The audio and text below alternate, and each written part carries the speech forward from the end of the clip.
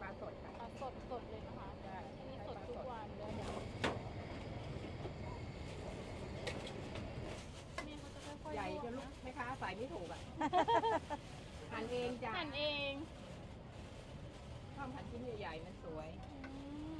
มันน่าทานอ่ะเนาะ ค่ะแม่ ชิ้นเล็กมันไม่น่ากินปลาหนังไข่กระเพาะ โอ้นี่กระเพาะ จ้ากระเพาะก็ชิ้นใหญ่ๆไข่กระเพาะไม่หลายอย่าง ปลาอินทรี